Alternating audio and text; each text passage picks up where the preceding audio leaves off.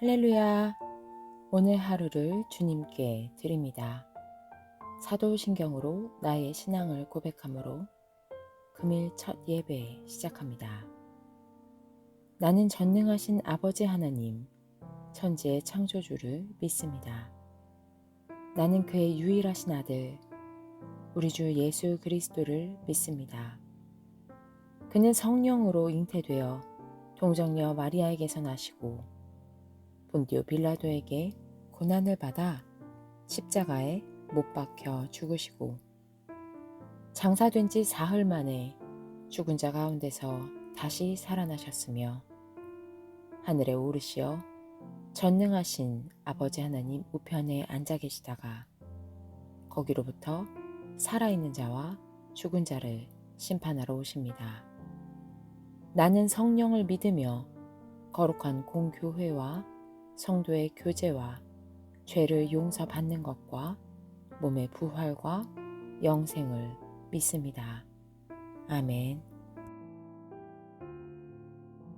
주님께서 가르쳐 주신 기도 드릴 때에 마음을 다하여 기도하시기 바랍니다.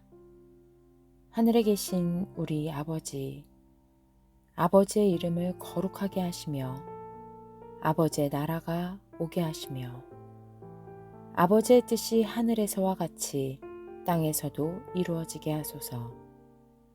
오늘 우리에게 일용할 양식을 주시고 우리가 우리에게 잘못한 사람들을 용서하여 준 것 같이 우리 죄를 용서하여 주시고 우리를 시험에 빠지지 않게 하시고 악에서 구하소서.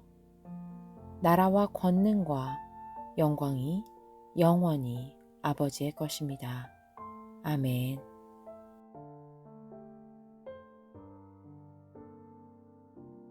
오늘 말씀은 마가복음 6장 7절에서 9절 말씀입니다. 그리고 12제자를 가까이 부르셔서 그들을 둘씩 보내시며 그들에게 악한 귀신을 억누르는 권능을 주셨다.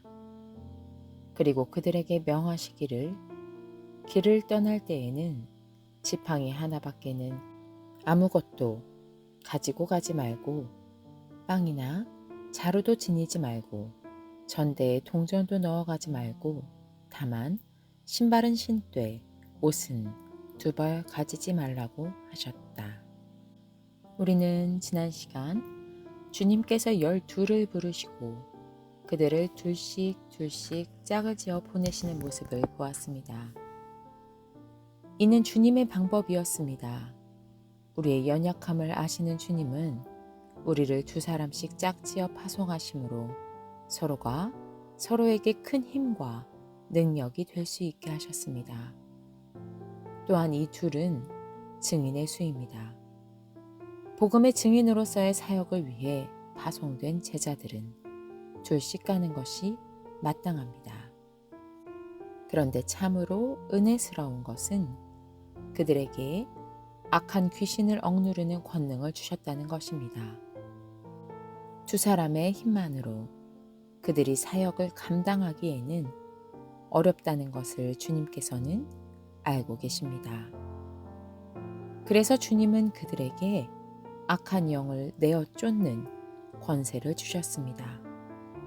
악한 영을 내어 쫓는 일은 예수님의 주요 사역이었습니다. 악한 귀신, 질병, 죽음 등 주님은 악한 영에 눌린 자들을 해방시켜 주셨습니다. 인간은 영적인 존재입니다. 예수님을 만나지 못했다면, 우리가 거룩한 영으로 살지 않는다면 분명 그 속에는 악한 영이 가득합니다. 그래서 회개하고 복음을 믿기 위해 악한 영을 내어 쫓아야 합니다. 그렇게 우리의 중심을 청소하고 주님께 내어드려야 합니다.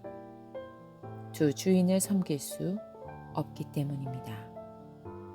그래서 주님께서 주님의 권세, 악한 영을 통제하는 다스리는 권세를 제자들에게 주신 것입니다. 둘의 능력을 의지해서 가는 것이 아니라 주님 주신 권세를 의지해서 나아갑니다. 보냄받습니다. 선포하고 치유하고 악한 영을 내어 쫓을 수 있습니다. 이것이 주님께서 이들에게 또 시대를 거슬러 우리에게 바라는 것입니다. 주님께서 해주실 수 있는 것을 다 주셨습니다. 합력할 동료도 주셨고 악한 영을 내어 쫓는 권세도 주셨습니다. 좀 더 이어지는 본문을 살펴봅니다. 이제는 우리가 해야 할 것들이 나열됩니다.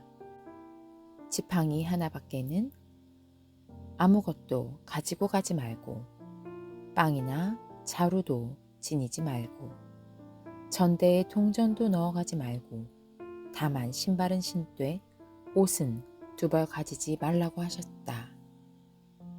그렇습니다.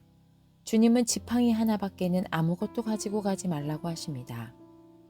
허락된 지팡이 하나는 그들이 지칠 때 몸을 기댈 수 있는 것이기도 하지만 들짐승들로부터 자신을 보호할 도구가 됩니다. 무방비로 노출된 그들을 지켜줄 수 있는 도구로 쓰일 것입니다.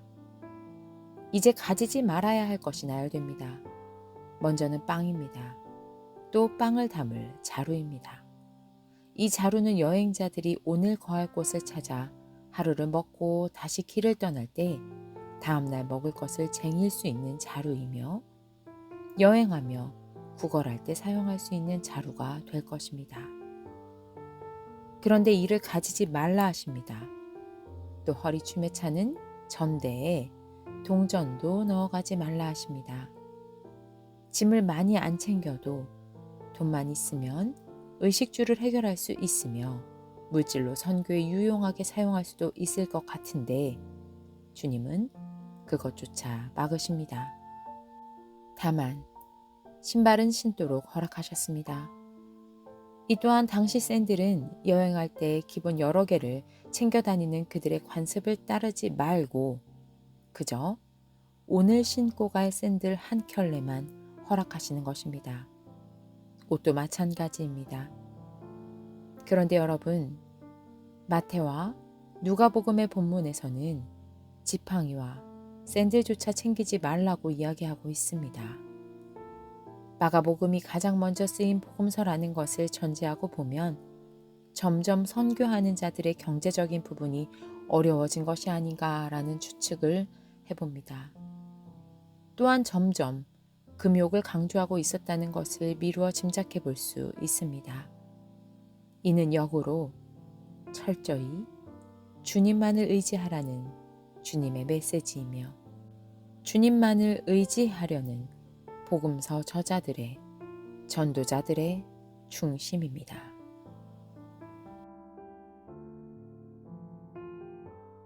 다 함께 기도드립니다. 하나님 아버지, 둘씩 파송된 제자들의 행색을 봅니다. 그리고 우리들의 행색을 봅니다.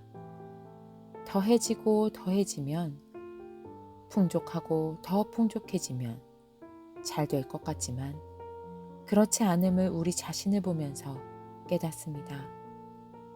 덜어내고 덜어내야 주님을 의지할 텐데 주님의 은혜라는 이름으로 가득가득 채우고 덧붙여 놓으니 과연 이들이 증인인지 아닌지 알 수가 없습니다.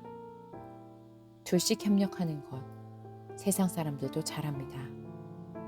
그렇다면 우리가 세상과 다른 것이 무엇인가요? 주님의 권세가 자리 잡을 곳은 있기는 한 것인가요?